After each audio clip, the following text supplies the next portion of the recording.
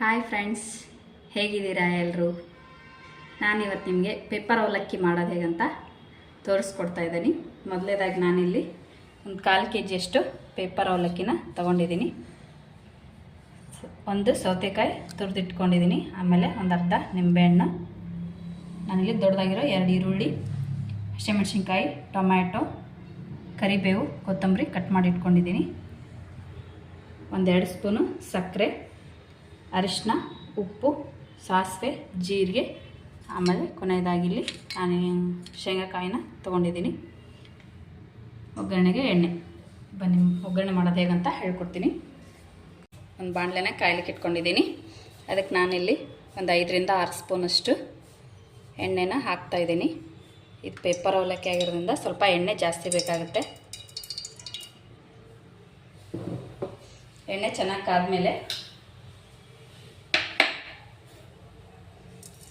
ಸಾಸಿವೆ, ಜೀರಿಗೆ ನಾನು ಇಲ್ಲಿ 1/4 ಸ್ಪೂನ್ ಹಾಕ್ತಾಯಿದ್ದೀನಿ.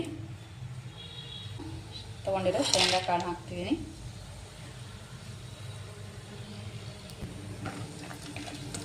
ಶೇಂಗಾ ಕಾಳನ್ನ ಸ್ವಲ್ಪ ಕೆಂಪಾಗೋವರೆಗೂ ಫ್ರೈ ಮಾಡ್ಕೊಳ್ಳಿ.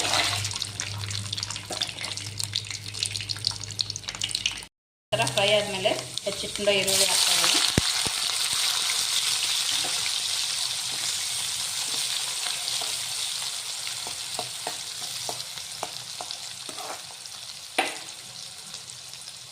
ಕರಿಬೇವು, ಒಂದು 10 ಸೆಕೆಂಡು ಫ್ರೈ ಆಗಲಿ. ಸ್ವಲ್ಪ ಕಲರ್ ಚೇಂಜ್ ಆಗೋವರೆಗೂ ಫ್ರೈ ಮಾಡ್ಕೊಳ್ಳಿ ಈರುಳ್ಳಿ.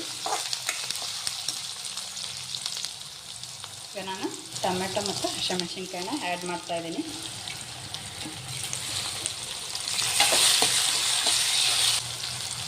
ಈಗ ರುಚಿಗೆ ತಕ್ಕಷ್ಟು ಉಪ್ಪು,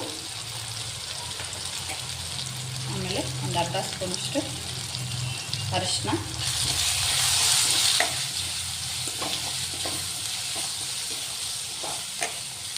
ಆಮೇಲೆ ಸಕ್ಕರೆ ತೊಗೊಂಡಿದ್ರಲ್ಲ ಸಕ್ಕರೆನ ಆ್ಯಡ್ ಮಾಡ್ಕೊಳ್ಳಿ.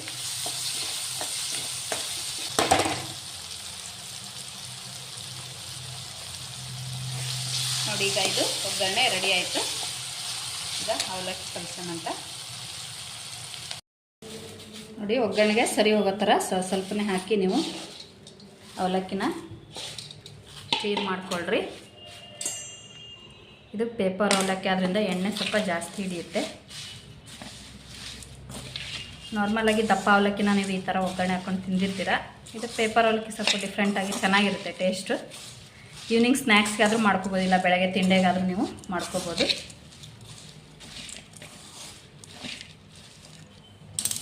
ನಾನಿಲ್ಲಿ ಒಂದು 3 ಜನಕ್ಕಾಗೋಷ್ಟು ಮಾಡಿದ್ದೀನಿ.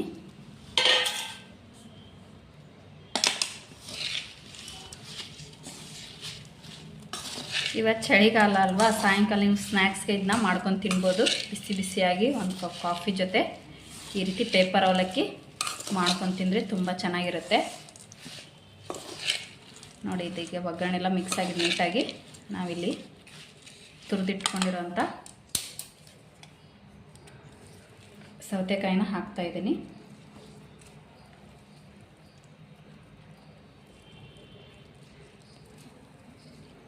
ಸೌತೆಕಾಯಿ, ಕ್ಯಾರೆಟು, ಆಮೇಲೆ ನೀವು ಹಸಿ ಕೊಬ್ಬರಿನೂ ಸಹ ತುರ್ಕೊಂಡು ಹಾಕ್ಕೊಂಡ್ರೆ ಇನ್ನೂ ಟೇಸ್ಟ್ ಚೆನ್ನಾಗಿರುತ್ತೆ. ನಾನು ಹಸಿ ಕೊಬ್ಬರಿ ಇರಲಿಲ್ಲ, ಸೊ ಅದಕ್ಕೆ ನಾನು ಅದನ್ನ ಯೂಸ್ ಮಾಡ್ತಿಲ್ಲ. ಈಗ ಹಸಿ ಕೊಬ್ಬರಿ ಹಾಕ್ಕೊಂಡ್ರಂತೂ ಇನ್ನೂ ತುಂಬ ಚೆನ್ನಾಗಿರುತ್ತೆ ಟೇಸ್ಟು. ಆಮೇಲೆ ಕೊತ್ತಂಬರಿ ಹೆಚ್ಚಿಟ್ಕೊಂಡಿದ್ನಲ್ಲ, ಕೊತ್ತಂಬರಿ ಹಾಕ್ತಿದ್ದೀನಿ.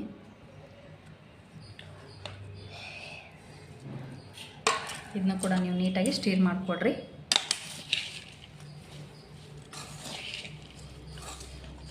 ನೀವೇನಿದಕ್ಕೆ ನೀರು ಗೀರೇನು ಆ್ಯಡ್ ಮಾಡೋದು ಬೇಡ, ಯಾಕಂದರೆ ಸೌತೆಕಾಯಲ್ಲಿ ನೀರು ಅಂಶ ಇರೋದ್ರಿಂದ ಅದು ಸೌತೆಕಾಯಿ ಹಾಕಿದ ತಕ್ಷಣ ಅದು ಮೆತ್ತಗಾಗುತ್ತೆ ತಿನ್ನೋವಾಗ. ನಾನಿಲ್ಲಿ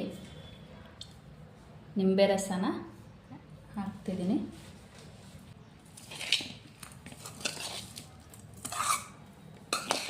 ನೋಡಿ ಫ್ರೆಂಡ್ಸ್, ಈವ್ನಿಂಗ್ ಸ್ನ್ಯಾಕ್ಸ್ ಪೇಪರ್ ಅವಲಕ್ಕಿ ರೆಡಿ ಆಯಿತು. ನಿಮಗೆ ಈ ವಿಡಿಯೋ ಇಷ್ಟವಾದಲ್ಲಿ ಲೈಕ್ ಮಾಡಿ, ಶೇರ್ ಮಾಡಿ, ಕಮೆಂಟ್ ಮಾಡಿ, ಸಬ್ಸ್ಕ್ರೈಬ್ ಮಾಡಿ. Thank you.